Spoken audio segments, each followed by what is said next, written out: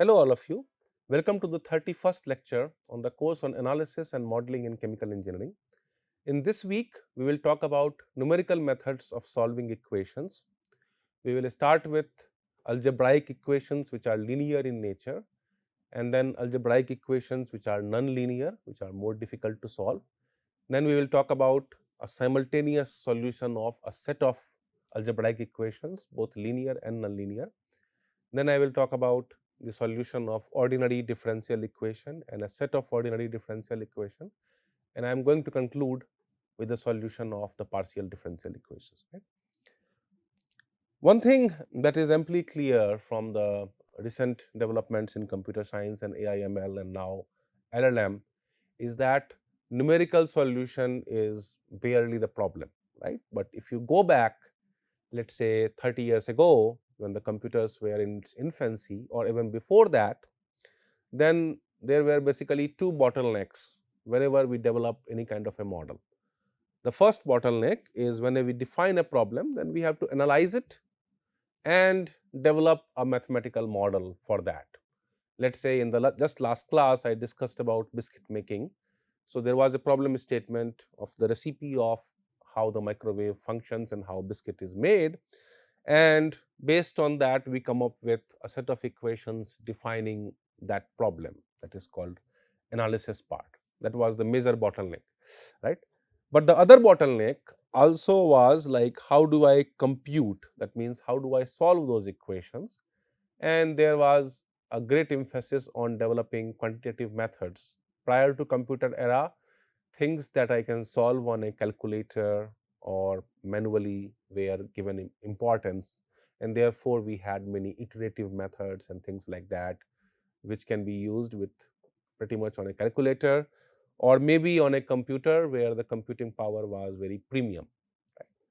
But nowadays, that is no longer the case. In most cases, once we have taken care of the first bottleneck and we have got a mathematical model, then we can do a computation and then we have quantitative solution, right?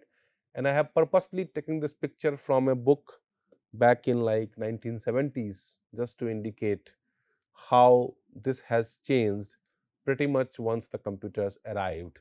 But it is becoming more of the case that now we can solve even more complicated problems once we have the model in hand. Right? That doesn't mean that I can solve all the problems. Beyond a certain complexity, the computers of today are still not able to solve the problem, or it requires very premium computing power. But in most cases that we care about, computation is not really something that we have to worry about so much, right? So once we have taken care of analysis, then the rest of this is pretty much taken care of. And now there are tools to solve equations, algebraic equations, sets of equations, ordinary differential equations, partial differential equations, right? But what I want you to understand, and to the message that I want to take it forward, and the reason why I am basically having an entire week on this subject, is that it's better not to mindlessly use those softwares or codes. There is some understanding. You need to understand what really gets inside the code, right? You don't have to probably write such code because softwares are quite capable of doing that, but you have to basically have some understanding of that, what exactly is going inside, because then you will be able to troubleshoot if things are not working as intended. Just like for a chemical process, the understanding we gain in chemical engineering helps us troubleshoot what is going wrong. Similarly, in the case of softwares that you are using, the understanding of what gets inside helps you troubleshoot how you can improve it, how you can select a better method, or why you are getting what you are getting, and things of that sort, right? So my idea of teaching this numerical solutions is not for you to be able to write codes. Of course, that's a good thing to learn, but also to appreciate what really gets into softwares and to figure out or troubleshoot the problems if you encounter them. So just to give you a brief kind of an overview of what kind of equations you may encounter in chemical engineering. This pretty much covers, I would say, majority of the equations that you encounter in chemical engineering. You can have algebraic equations, for example, the equation of states, they are typically algebraic, right? You can have ordinary differential equation, for example, when we did like unsteady state CSTR or even steady state PFR, we got some kind of an ordinary differential equation. But then you can also have partial differential equation, which we encountered in the last week when we discussed heat equations, diffusion equations and things like that. And as you can imagine, as you go from this to there, you are pretty much increasing the complexity that is happening in the equation, right? Now, each of these equation classes, there can be only one equation to solve for in one variable. You need to have the number of variables equal to the number of equations. That's anyway the first requirement. But you can have only one equation to solve for. Let us say you are solving for the volume for an ideal gas, then I will use the ideal gas law. That's very trivial, right? But then the equation of a state can get complicated. Let's say if you have van der Waals or Redlich-Kwong or some other equation of a state, right? So you can have still one equation for one variable to solve for, or you can have more than one variables and therefore more than one equations. And you can imagine that, let's say if you have a process flow sheet, then you can have a range of material balance and energy balance equations. And the typical situation that you may encounter as chemical engineers is not just one equation, but a simultaneous set of equations that you have to solve together. Just for the sake of example, I did the case of evaporators, the triple effect evaporators, and in that we had like 9 equations concerning the material balance, energy balance, the heat exchange and things like that. Okay. Finally, the equations can be linear and then they are relatively easier to solve, or they can be nonlinear, and I will talk about what do I mean by nonlinearity in future, right? And as you can imagine, nonlinear ones are going to be more complex, just like more equations are more complex, right? So that is I'm talking about computational complexity, that it will take more time to solve. Even if I'm doing on a computer and you can barely understand the difference, but if you actually measure the time taken, that time taken is what I mean by complexity. It will make things more hard. Okay, so let's start with the simplest possible examples, right? Linear algebraic equation in one variable. Let's say you have an equation x equal to 5. In principle, this is also an equation, but we doesn't have to solve it because the solution is already there. You know the value of x that's come from this equation, right? And then if you have, let's say, more than one variable, again you can have linear equations of this sort. Let's say you have the two variables here, x and y, and I can solve the first one and the second one. Let me just do it the typical way, how you will do it, right? So you want the variables to essentially cancel. You want to do some multiplication and some cancellation. So let us say I call this equation 1 and equation 2, right? And I want to solve it just manually. In that case, I will multiply 1 with 2 and I will get something like 6. Let me say 1 with the number 2. 6y plus 4x is equal to 4. And I will multiply, let's say, 2 with 3 and I will get 6y plus 9x is equal to 12. And now I subtract, let me call this equation 3 and this equation 4. So if I now subtract 4 minus 3, I am going to get 5x is equal to 8, and that gives me x equal to 8 by 5. And if I plug it in any of the equations, I will get the value of y. So if I now plug it in the second equation, I am going to get something like y is equal to 4 minus 24 by 5 divided by 2, which gives me something like minus 2 by 5. and I can see that it is the correct answer by putting the final answer in equation 1, and I will get something like minus 6 by 5 plus 16 by 5, that is equal to 10 by 5 is equal to 2, right. So x equal to 8 by 5 and y equal to minus 2 by 5 is the solution for the equation that I have here, right. Okay.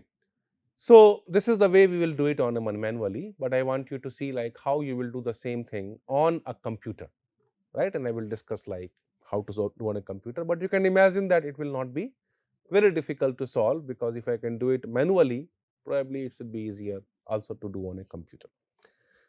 Okay. So one of the ways of doing it is the following.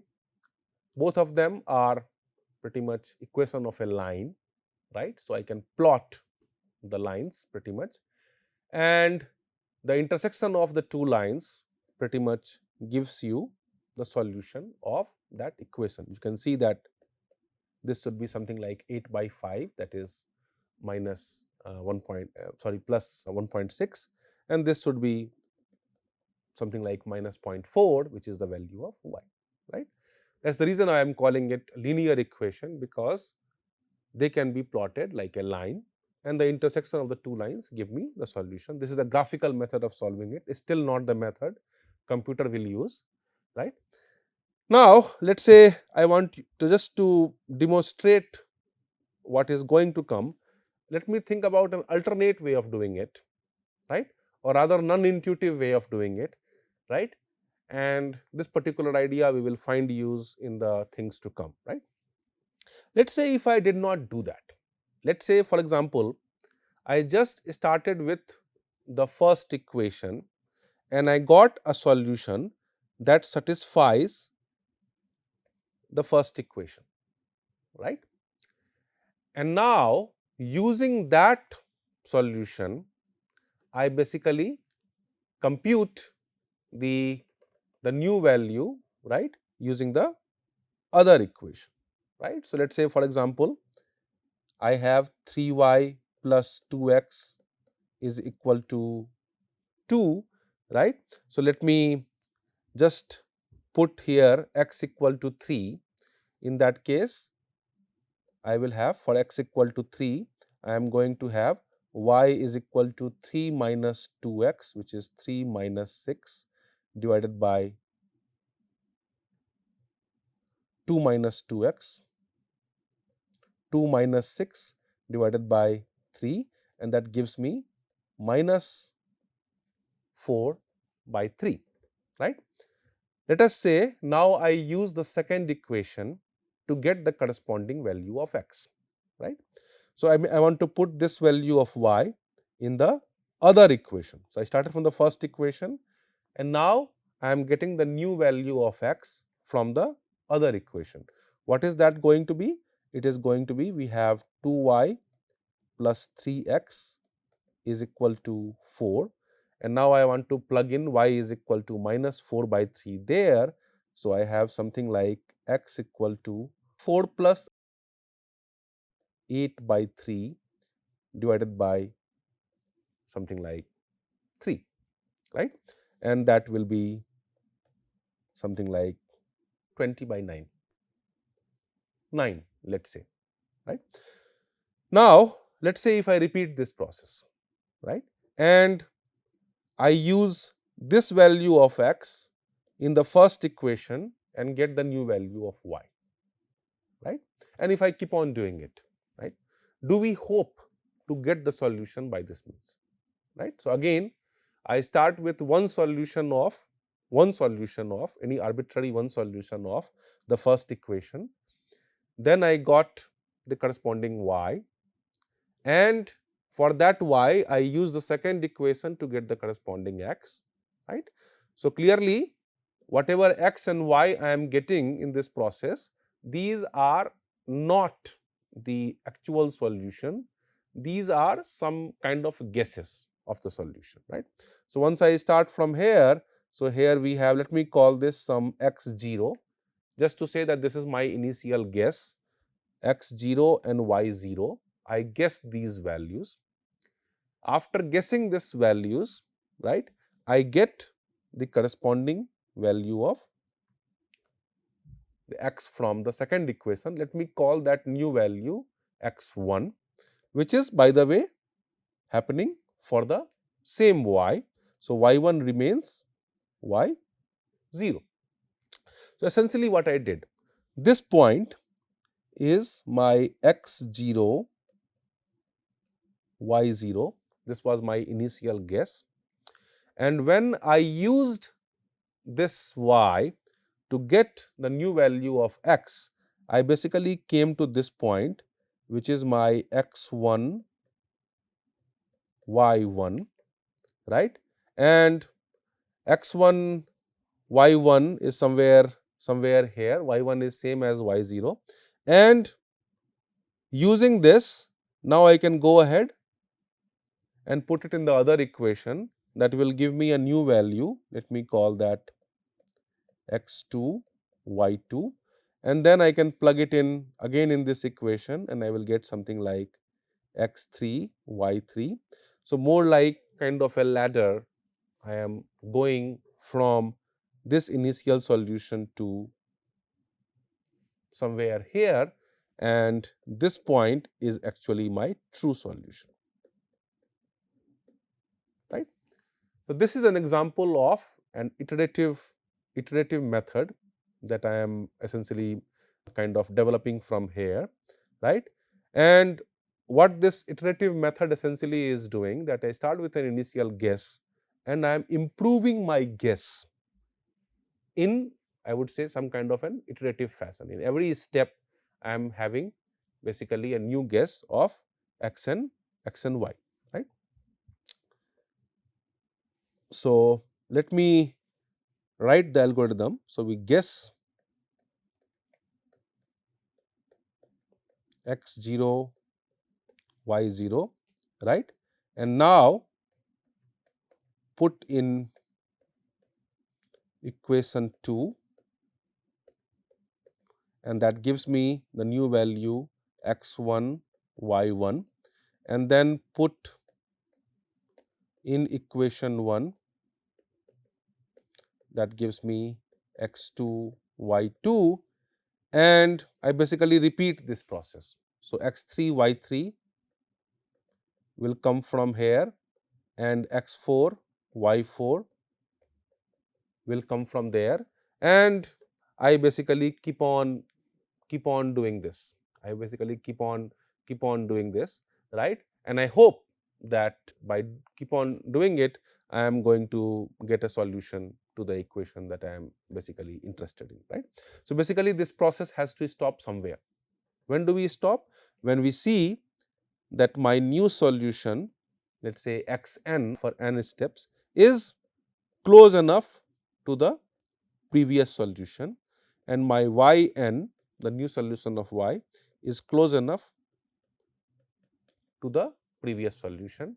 In fact, I can define some kind of an error as something like xn minus xn minus 1, and let us say I also add yn minus 1, and I keep on tracking this error, and when that error becomes like 0, I have pretty much hit the true solution. Now, there are two problems here. The first problem is that it may so happen that this quantity is a large positive number and this quantity is a large negative number. That means that there is a great difference between the two solutions I am getting in two subsequent steps, but somehow the error is cancelling out. I do not want that, right.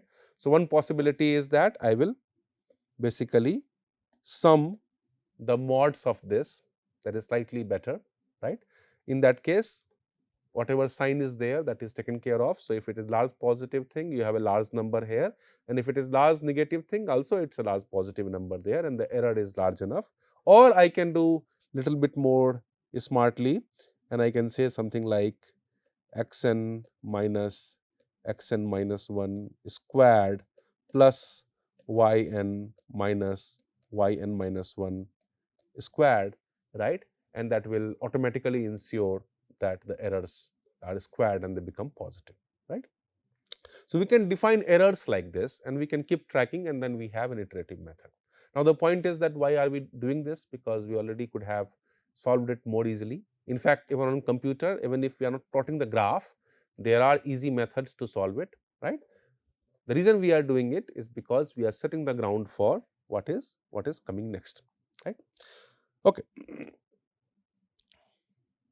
So let's go ahead and now look at a new set of equations which are not linear, which are nonlinear equations. So now you see, again we have just one variable. When we had linear equation in one variable, it was like x equal to 5, that did not require a solution, right.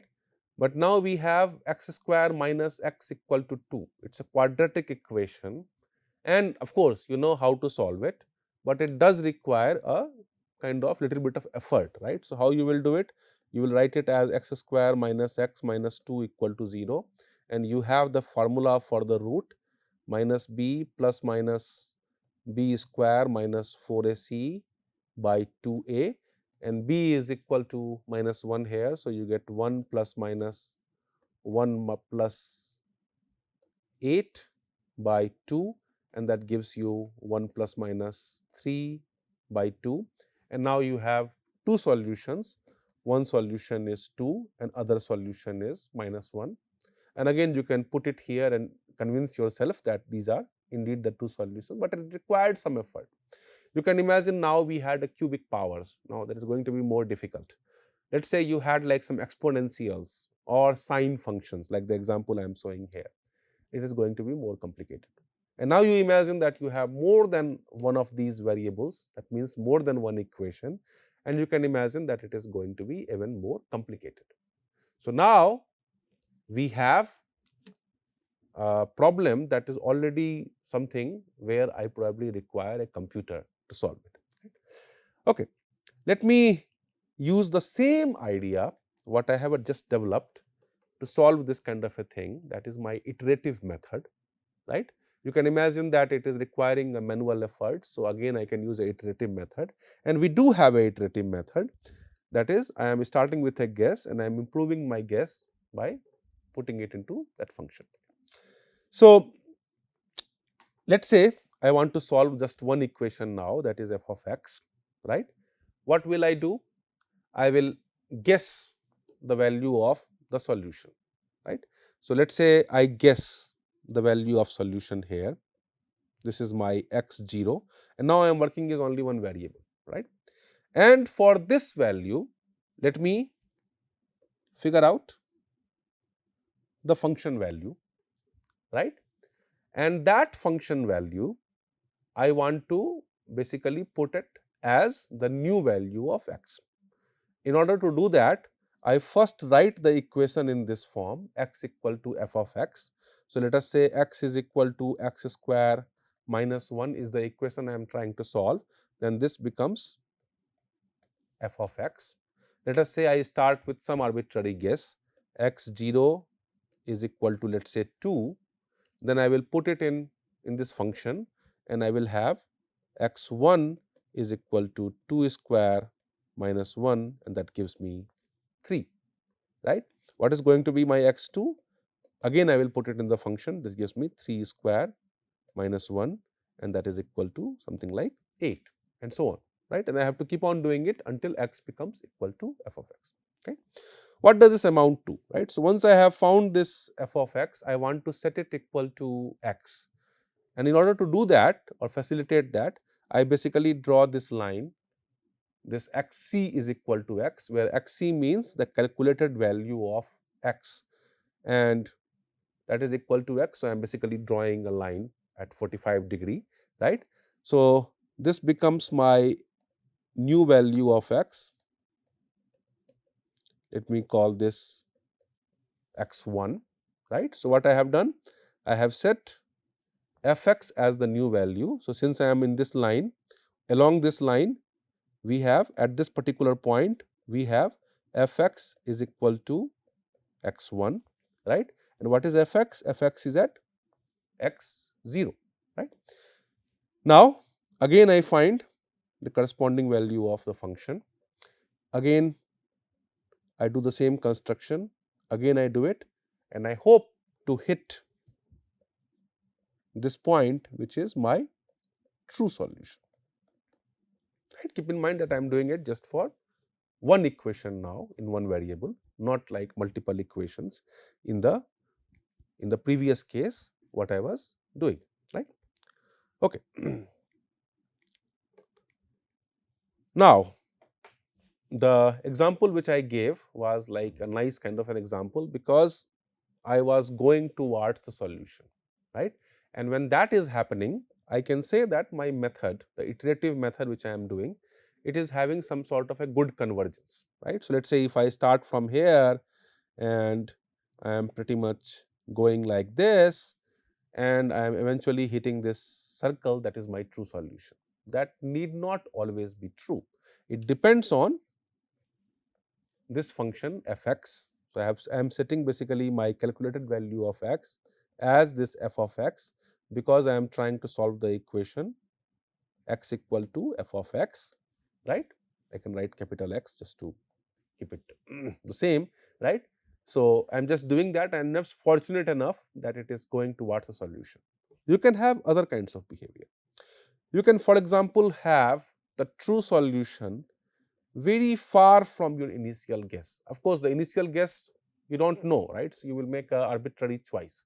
So, let us say you have taken the initial guess here and now I am doing these steps, and just the way the function has been defined is like it is taking many steps to get to the final true solution. More steps means more computational power, right. So, therefore, we can say that in this case we have poor convergence in the problem. Okay.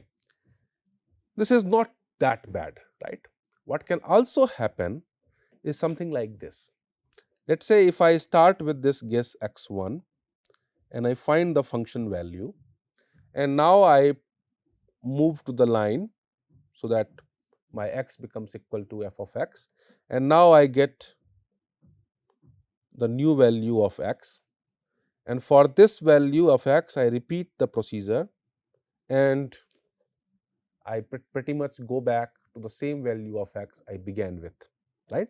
So, from x1 as a guess I got x2 as the new value. Now, for x2 as a guess I am getting x1 as the new value, right. The true solution is somewhere here, right, but my solution scheme, my iterations will keep on basically traversing this loop without even getting close to it. When that is happening, I say that we have some sort of an oscillatory instability. This is fairly common in nonlinear equations, that you are not going to the solution. The solution may be bracketed by the two values, but you are going back and forth between the two values, and we have kind of reached a dead end or a vicious cycle because it is not going any further, the error is not reducing at all, right. What also may happen is that, let us say if your function looks like something like this, and if your initial guess is somewhere here, my true solution is right here, and what happens is by doing the same set of procedure, I am in fact not going towards the solution, which means I should have gone this way to the left, but I am going to the right for this particular plot. That means I am going farther from the solution as opposed to going towards the solution. In fact, this may keep on going and I may eventually hit infinity, right, but not the true solution which is actually near the initial guess. So, in that case we can say we have a divergent instability. That means it is not converging, it is essentially diverging. I am going far away from the true solution, which may also happen depending on the function form.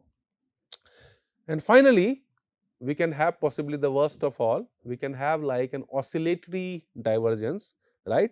So, let us say I start from somewhere here and this is my true solution and I should go towards it. So, I am doing a loop, not going to the same point, but going to a point which is farther away, and it is oscillating and it is also diverging.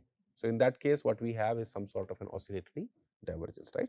So even the point of the example was that even something that seemed to work for a linear case, that did not work for the nonlinear case for all the cases possible, right? And I can simply construct cases for which this is going to be problematic, right? So the lesson from here is that we should be able to identify what kind of problem is happening and what may be the root cause of this. If you are seeing this kind of an oscillation, you can attribute to a phenomena that I just described here, that is a numerical phenomena, right? And if you are having a divergence here, you can attribute to something like this. And once you can attribute to these kind of things, then you can possibly find ways in which you can avoid this problem, right? So I have slightly modified the previous scheme, only a slight modification. You can imagine that why I am doing that, but you will see the benefit of that, right? So I wanted to solve this, and earlier I was setting something like my new guess value after n iterations as the function value at n minus 1th iteration. And now I say that instead of going right away there, let me keep some memory in the system, right? So I am multiplying it by some variable alpha into the function value for the old value of x, and then 1 minus alpha of the old value of x, right? You can imagine if I have alpha equal to 0, then in that case my xcn will become xcn minus 1. That means I am not changing the function at all. And when alpha is equal to 1, then I have xcn, only the first term remains there, and this is the case which we had for the direct substitution, the previous iterative scheme.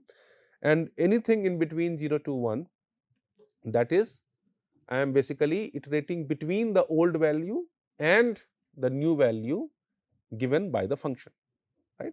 What this means on the graph? So let us say if I start here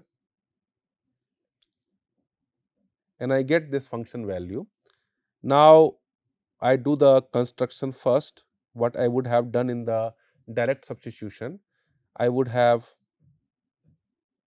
got a loop like this, right? And I would have kept going back and forth. But then once I hit the function curve, I don't want to set my value of x as the function value. I want to set it somewhere in between the function value and this value of x, right? So x1 is right here, the function value is right here, right? For alpha between 0 to 1, the value which I will choose will be somewhere in this range. When alpha is equal to 0, I will remain wherever I am. For alpha is equal to 1, I will go and hit this function and repeat the process. And for alpha between 0 to 1, I am going to be somewhere in between these two limits, right? And let us say if I start here and come to the function curve, now again I could have gone all the way here, that means alpha equal to 1, I could have gone all the way until this point, right? That is my alpha equal to 1, and this is my alpha equal to 0, but I don't go, I stop somewhere here, right? This is my alpha value between 0 to 1. And then I do this, and then I repeat this process, and you see you are hitting true solution. In the way I have drawn, it is happening in 2 steps, but you can imagine that this is pretty much avoiding this oscillatory instability that we had, right? So we are pretty much going back and forth. The convergence was like oscillatory in nature, and now I have countered this problem by doing a simple modification in my solution scheme. Instead of just setting the value as the function value, setting a value intermediate between the old value of x and whatever is given by the function, right? If it was the good convergence case, this would have been an overkill because it will take more steps, right? But if it is oscillatory case, this is going to help, right? So the same recipe is not going to help you in every case possible, right? But in this particular case, when we have oscillatory instability, this is going to work, right? So therefore, now we can have a slightly modified code with this value of alpha, and I will first try with alpha is equal to 1. If it works, great, we have good convergence. If it doesn't work and if we have oscillatory behavior, then in that case I can play with alpha between 0 to 1, and if we are fortunate enough, then in that case we are going to have good convergence by choosing a proper value of alpha, right. So, this is a way in which numerical schemes are developed or have been developed, and you need to have this kind of an understanding whenever we are using any nonlinear equation solver. This is something that may be incorporated in there. It is also called relaxation, and choosing a alpha between 0 to 1 is called under relaxation. In fact, for some cases you can also do alpha greater than 1, and you can now imagine when it is going to be helpful. It is going to be helpful when I have a poor convergence, right. So, you see here what I do, I know it is taking plenty of steps. What if I set alpha equal to 2, right? In that case, my steps are going to look like something like this, right? And I am going to hit the solution faster, right? So, of course, there are limitations of doing that, right? But I can set also alpha higher than 1. When I set alpha higher than 1, then we have what is known as over relaxation, and when alpha is between 0 to 1, it is called under relaxation, right? And both this gives me a kind of a handle to control. Now, I can do something else. I can use the fact that since we have a function, the function has a derivative. Can I use the information of the derivative to improve my guessing work?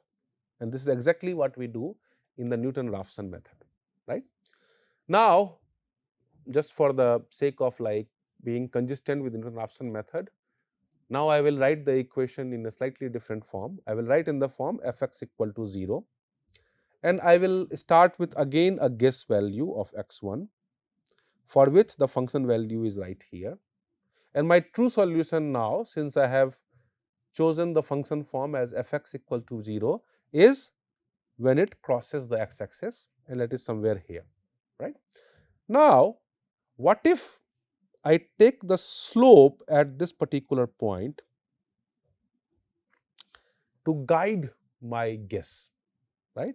What I can do, I can draw a slope here, and wherever it cuts the x-axis, that becomes the new value of x.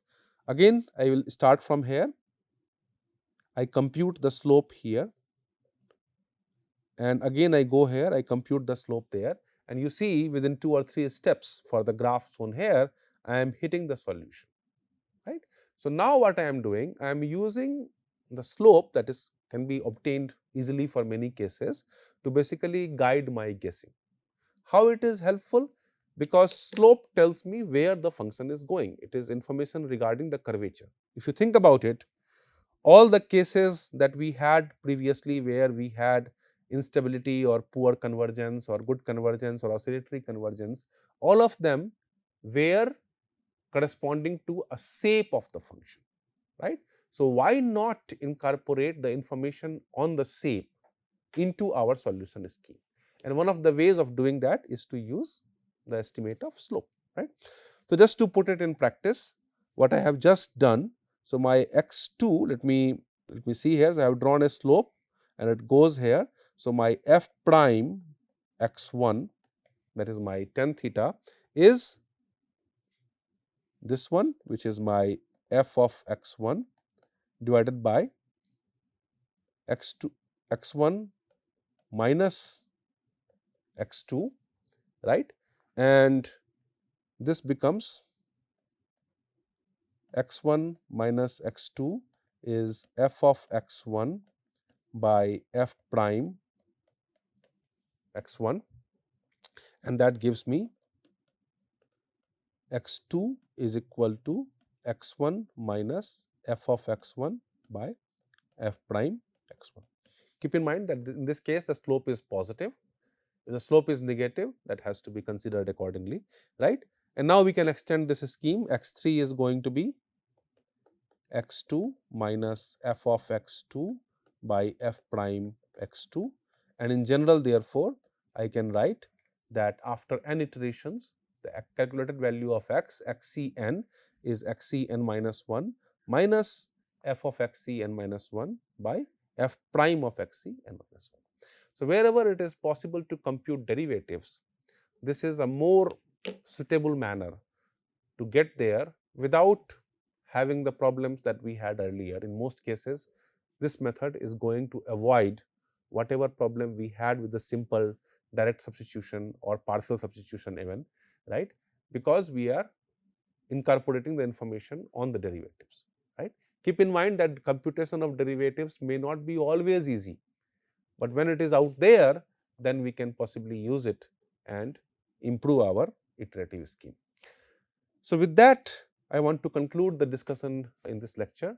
In the next lecture, we will see how this can be actually implemented inside a computer code, and then we will go forward to discuss about other kinds of equations. So, with that, I conclude here. Thank you so much.